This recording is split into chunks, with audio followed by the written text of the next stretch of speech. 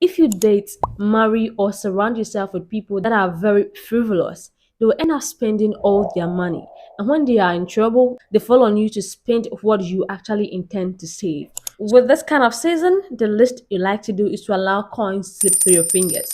But nope. Instead, we are going to choose and exhibit money habits that allow us to spend less, save more, worry less about money, and pursue our dreams without having to overthink.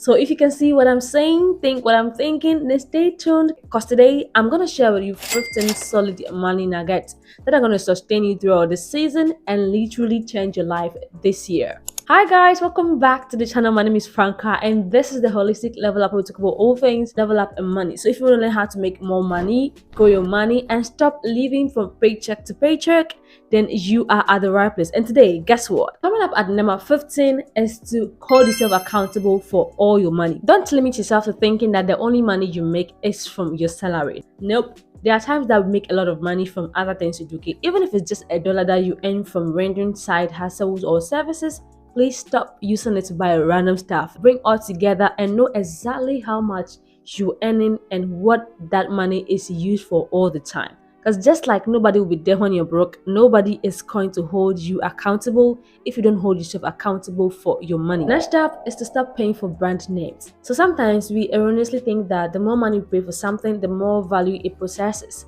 And it's a surprise you to know that about 90% of the money you pay for are used for branding, advertisements, and rentals. So would you rather pay for the logo and the brand, or you're going to use the money to buy exactly what you need at a cheaper price? That is the actual item that you need. The next step is to make sure that before you pay for anything, you set through if you get something that is free but can give you the same value you are looking for. So recently there was this app I used to listen to my books, and then it started acting up, and that meant that I had to pay for the pro version.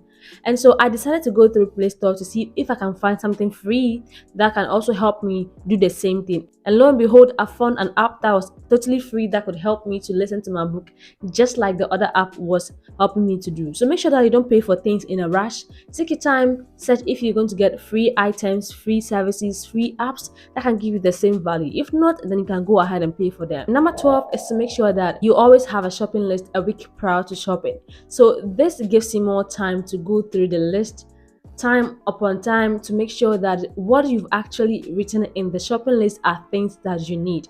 And this helps you to cut down costs considerably, because most of the time when you go through this 3 days after writing them, you realize that majority of the things that are in the list are things that you actually do not need.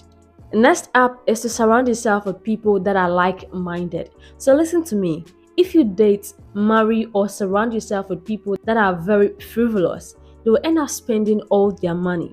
And when they are in trouble, they fall on you to spend what you actually intend to save. So for you to be able to save more money, you must surround yourself with people that want to also save. Not people who are always going out, not people who are always partying, not people who call you stingy for wanting to level up financially. Number 10 is to set money dates. So this is a time that you sit down. It could be a weekend or just one Friday. You sit down with some popcorn and your diary, your tracker, or an exercise book to write down all the expenses you've made, to track yourself, to check how much you've spent throughout the week. Are you on your money journey? Are you able to abide by all your money rules, or you are dilly-dallying along the way? Because if you don't check yourself, you never know when you are overspending. Setting money dates for yourself will allow you to reflect on all the practices, all the things you are doing with money. Coming up at number 9 is to always compare prices. And except for emergency cases, if you have a little time, make sure you walk away from store to store. Nothing should prevent you from walking from store to store to check the price of whatever you want to buy. Who knows, what you're going to buy right now at that exorbitant price may be on sale at a very cheaper price at the next store. Comparing prices will help you to know that nope, this is too expensive, it might be less expensive at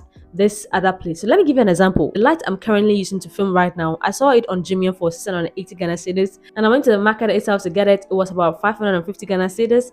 Then I went to another place and I got it for 500 Ghana cedis. So I have saved myself 180 Ghana cedis straight up on this light just because I walk from one store to the other.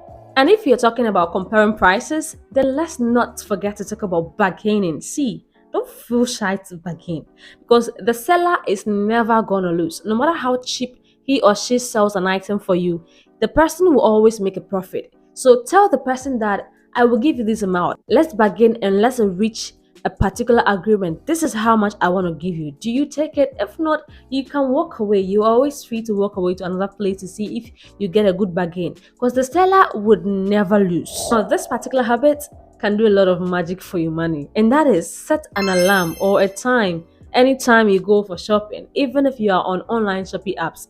As a women, we would like to even carry half of the shopping mall to the house if we can afford it. And so, one way to prevent yourself from doing that is to always set a timer, so that when you don't get what you are looking for and the timer goes off, you just walk away quietly, either to another store or you go back home. Because the moment you stay a little bit longer in the shop, you see a lot of things that distract you, attract you, you add to cart, and by the time you realize you've paid for it and you're carrying it home, even though that wasn't what you actually went there to buy. Coming up at number 6 is to stock up on non-perishable food items.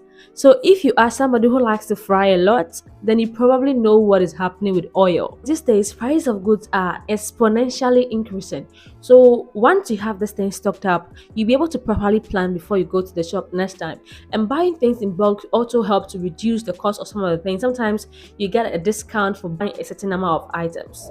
Number 5 is to eat what is in season. So at any particular point in time, we have one particular food that is always available, like it's an abundance, and you can be creative with this and create a lot of meals around it. Over here, we have a lot of plantains right now, so you can fry plantains, you can bake plantains, you can boil plantains, you can roast them, you can grill them, use them with jollof, you can use them with beans, and just name it. You can even make them into chips or just fry them and eat them like that. Being creative with whatever is in season is not only economical, but it's more tastier and it's more healthier and very nutritious. Plan your meals ahead. This doesn't only help you cut down cost, but it also helps you to save more time and control your portion size. Don't underestimate the power of leftovers. And if you're like me, you always preparing jollof after you have a very heavy gravy stew. So anytime I have a leftover stews, I use them to make jollof. And you can be creative and think whatever food you have left into something that is very nutritious. For instance, you can turn leftover cooked beans into bean stew. And if you have some fruit lying there, you don't know what to use it for, grab a blender, turn it into a smoothie, pour it into a gallon, and then put it in the fridge. And I'm not saying that you should become a tailor, but at least try to learn how to make a stitch or two. Myself, what I do to save me a lot of money is that since I learned a little bit of clothing, I make myself a lot of pencil skirts, I grab some thrifted top on it, and I'm gone. You wouldn't know. Who would know that I made that skirt? It looks just simple and beautiful. Next up is to check yourself occasionally to see if you put in all the steps to practice. Once you're doing all this, you'll be able to save yourself a lot of money. But if after doing all this you still cannot save, then watch this video here where I share with you 4 of the most guaranteed tricks that can help you save as much money as you want, even on a low income budget. Don't become a stranger, guys. Subscribe to the channel if this video was helpful. Thank you for watching, and to see you next time, take care of yourself.